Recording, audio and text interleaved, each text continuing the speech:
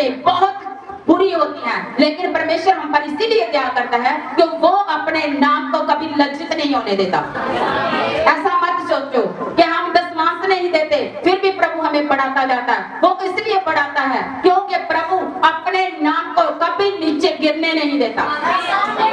वो अपने नाम के निमित्त करता है ऐसा, लेकिन हमें सच्चाई के साथ चलना है, प्रभु के वचन के अनुसार चलना है। ये आपका पैसा जो देते हो आप, इसे हम चर्च पे ही लगाते हैं, प्रभु के काम पे लगाते हैं, गाड़ियों में तेल डलता है जो सेवा के लिए जाती हैं, फोन के द्वारा जो चार्ज बढ़ रहा है परमेश्वर का काम बढ़ रहा है, वो सारा का सारा पैसा इस्तेमाल हो रहा है। ऐसा मत सोचो कि परमेश्वर के दास हैं जो वो ऐश कर रहे होते हैं, ऐसा कुछ नहीं है। ऐश का तो जो परमेश्वर के दास बनते हैं ना, उनको पता होता है कि वो कितनी ऐश करते हैं। हालेलुया।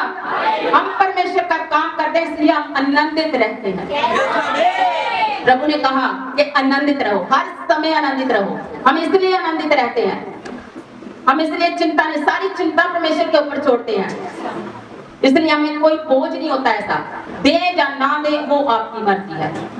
हालेलुया। लेकिन परमेश्वर अपना पैसा कभी नहीं छोड़ता। ये नोट करके आप अपनी नोटबुक के ऊपर लिख कर रख लो, बेशक एक ना एक दिन वो आपको रिमाइंड कराएगा कि मैंने पैसा नहीं दिया प्रभु के राज्य के लिए, आज मेरा पैसा पता नहीं कहाँ चला गया। वो बीमारियों में जाएगा, वो मुकदमे पे जाएगा, वो पता नहीं कहाँ कहाँ जाएगा, कोई पता नहीं चलेगा, आपको उड़ जाएगा ऐसे ही पंख लगा के। लेकिन जब आप देते हो तो वो ही पैसा आपका आपके पास रहेगा और आपके लिए वो आशीष का कारण बन जाएगा। वो ही बरकतें खींच कर लेके आएगा, वो ही आशीषों का कारण बन जाएगा आपके लिए। अब्राहम की तरह आप आशीष का कारण बन जाओगे। तो इन बातों को याद रखना है। परमेश्वर हमें बहुत कुछ सिखाता है लेकिन हम सीखते नहीं है, हमें सीखना पसंद नहीं लगता। पास्टर का काम है बोलना, करने तो हमने अपनी मर्जी, लेकिन प्रभु ने कहा कि तुम मेरी मर्जी के अनुसार चलो। हालेलुया। हर रोज प्रार्थना करेंगे, प्रभु मेरे जीवन में तेरी मर्जी पूरी हो, मेरी मर्जी नहीं बल्कि तेरी मर्जी पूरी हो। हालेलुया। जो लोग प्रभु की मर्जी के अनुसार चलते हैं ना, वो हमेशा ही आनंदित रहते हैं। आपके ऊपर कोई बोझ रहेगा ही नहीं, क्योंकि आप वचन को पूरा करते हो जब, तो परमेश्वर का वचन आपको ऊपर लेके आता है। प्रभु ने कहा मैं तुझे छुड़ाऊंगा, मैं तुझे बढ़ाऊंगा, मैं तुझे ऊंचा करूंगा। हालेलुया।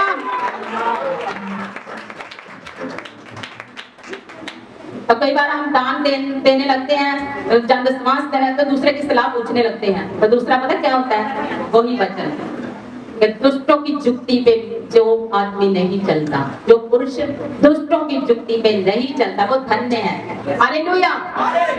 तो कोई ना कोई आकर ऐसे शैतान की बातों को बोलने लगता है, इसलिए वो पैसा कहीं ना कहीं हमारा निकल ही जाता है। इसे याद रखना है, ये पॉइंट बहुत जरूरी है आपके लिए, इसे याद रखना है। तो वो पैसा हमारा खराब ना हो, बल्कि हमारी दूसरी आशीष भी लेकर ना जाए।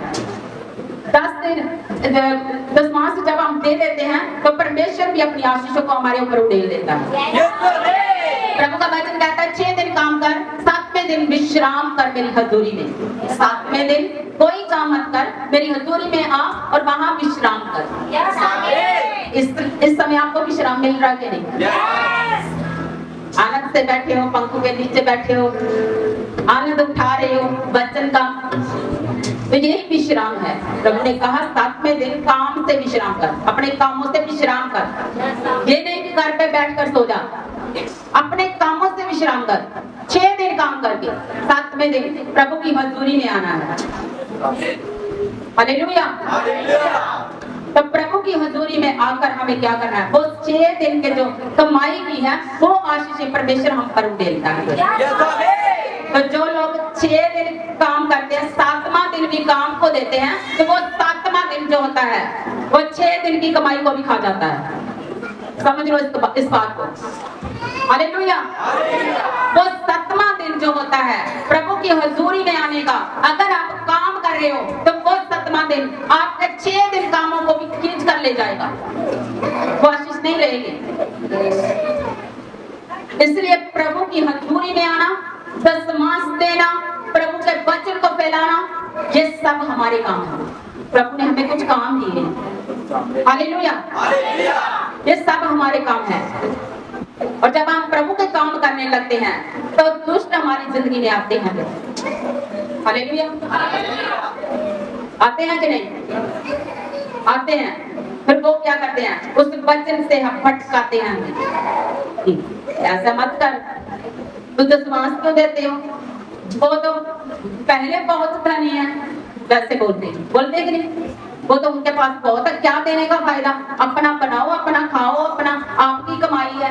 लेकिन वो कमाई तो आपकी है, लेकिन ये सोचो कि वो तंदुरुस्ती किसने दी है आपको? किसने तंदुरुस्त रखा आपको? अगर आप बीमार हो जाते हो, बिस्तर पे पड़ जाते हो, अगर आपका कोई अंग रह जाता है, फिर क्या करोगे? कर सकते हो काम? नहीं कर सकते ना, फिर तो सारी उम्र रह गए बैठ पे। इसलिए उस तंदुरुस्ती के अनुसार प्रभु देखता है हमें कि मैं तो तंदुरुस्त रखता हूँ, फिर भी ये मेरे राज्य के लिए बहुता नहीं है, ये मेरे राज्य के लिए बहुती नहीं है। हम काम किस लिए करते हैं? अपने बच्चों के लिए। क्या बच्चे आपको स्वर्ग पहुंचाएंगे?